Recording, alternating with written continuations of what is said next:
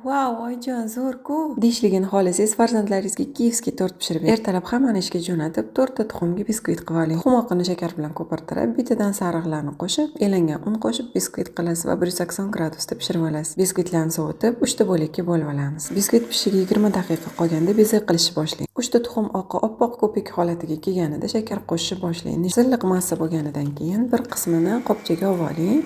Qolgan qismiga yong'oq va kraxmal qo'shib, bitta tekis go'sht pishirib oling. Ichiga olib qo'ygan alohida bezagimizdan shunaqa kichkina bezakchilar pishirib oling. Kichkina bezaklar 1,5 soat, kattasi 3 soat pishadi. Biskvit va bezaklar sovigunicha krem tayyorlashga ham ulguramiz. Kievskiyga qaymoqli plomber krem ishlataman. Bu krem retsepti sahifamda bor. Sovigan zavarnoy kremni qaymoqqa qo'shib ko'pirtirib olamiz. Biskvit korjlarini propitka qilib, korj qaymoqli krem oxirgi qavatiga bezak qo'yib yig'ib olamiz. Tortni 3-4 soat morosilkada muzlatib olishni tavsiya qilaman. Tort ustini qaymoqli yoki shanti krem bilan qoplab olamiz. Va kichkina bezaklarimizni maydalab chiqamiz. Tortimiz yoniga maydalangan bezakni yopishtirib, ustini varyoniy sgushonka va yong'oq bilan yasatib olamiz. Tort bezatishga farzandlaringizni chaqirsangiz, jarayon yana ham zavqliroq bo'ladi. Retsept yoqgan bo'lsa, yurakcha tashlab keting. Keyingi safar ko'rishguncha